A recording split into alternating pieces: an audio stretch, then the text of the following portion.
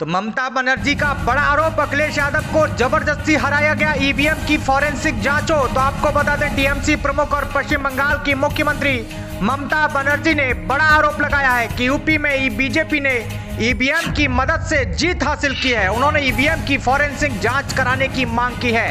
तो उत्तर प्रदेश में भारतीय जनता पार्टी की जीत को बंगाल की मुख्यमंत्री ममता बनर्जी ने मशीनरी जनादेश करार दिया है। तो उन्होंने कहा कि अखिलेश यादव को जबरदस्ती हराया गया, सपा मुखिया को इस जनादेश को चुनौती देना चाहिए और टीएमसी प्रमुख ने ईवीएम की फॉरेंसिक जांच कराने की मांग की है। तो टीएमसी प्रमुख ने कहा कि ईवीएम को लेकर बहुत सारी गड़बड़ियां सामने आ रही थी, जिसके चलते वाराणसी के अधिकारी को भी निलंबित कर दिया गया था। मुझे लगता है कि समाजवादी पार्टी को जबरदस्ती हराया गया है। ये एक लोकप्रिय जनादेश नहीं है, बल्कि मशीनरी का जनादेश है। अगर बीजेपी ये सोचे कि 2024 के लोकसभा चुनाव में उसके लिए चुनाव जीतना इतना आसान हो जाएगा, तो ऐसा नहीं होने वाला है। तो प्रधानमंत्री नरेंद्र मोदी के 2024 में जीत के बयान को लेकर ममता बनर्जी ने कहा कि कौन भविष्यवाणी कर सकता है कि 2 साल के बाद क्या होगा। केंद्रीय एजेंसियों का इस्तेमाल करके और तानाशाही के माध्यम से बीजेपी ने कुछ राज्यों में जीत हासिल की है, सिर्फ इसलिए कि वे सोच समझकर खुशी से झूम रहे होंगे कि 2024 में जीत जाएंगे, लेकिन ये इतना आसान नहीं होने वाला है। तो आपको बता दें, प्रधानमंत्री नरेंद्र मोदी ने बीजेपी की 4 राज्यों में जीत को लेकर कहा था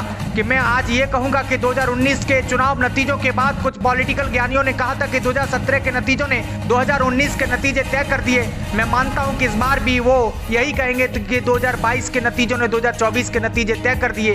पीएम के बयान को इसी से जोड़कर तो टीएमसी चीफ ने आरोप में कहा कि यूपी में विपक्ष के वोट बंटवारे का फायदा बीजेपी को मिला है। यही नहीं, उन्होंने मीडिया को भी नहीं बख्शा। तो ममता बनर्जी ने कहा कि इस चुनाव में media man of the match रही।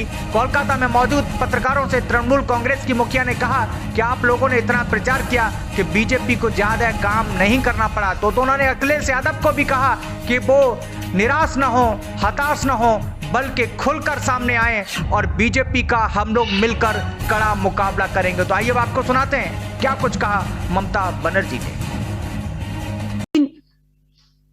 जिसमें आप कहा रहा है कि यूपी में बीजेपी जीता है, आप अगर इसको अच्छा से कैलकुलेशन करेंगे तो आप देख लो, अखिलेश जी का वोट था पहले 21%, अभी उसको 37% का आसपास वोट मिला।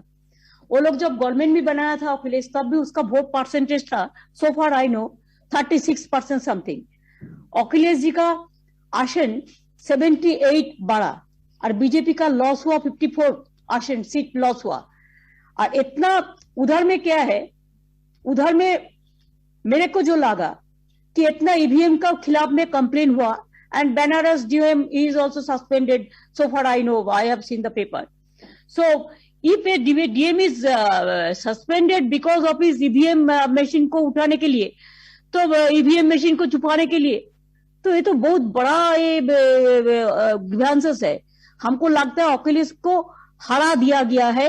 ये बहुत सारे लूट भी चला है। अखिलेश को डिप्रेस नहीं होना चाहिए, अपसेट नहीं होना चाहिए, जनता का पास जाना चाहिए और इसको चैलेंज करना चाहिए कि हर इलेक्ट्रॉनिक मशीन को, जो हम कहते हैं कि फॉरेंसिक टेस्ट होना चाहिए, कि ये वही मशीन है जिसमें लोगों ने वोट दिया और वही मशीन है जो दोबारा लेके आया।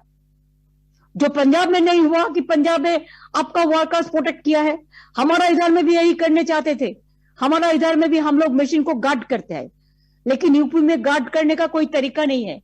तो अखिलेश अगर हारा है, बीजेपी अगर जीता है, तो पॉपुलिस्ट वोट के लिए नहीं जीता है, पॉपुलर मैंडेट नहीं मिला, लेकिन इसको मशीनरी का मैंडेट मिला।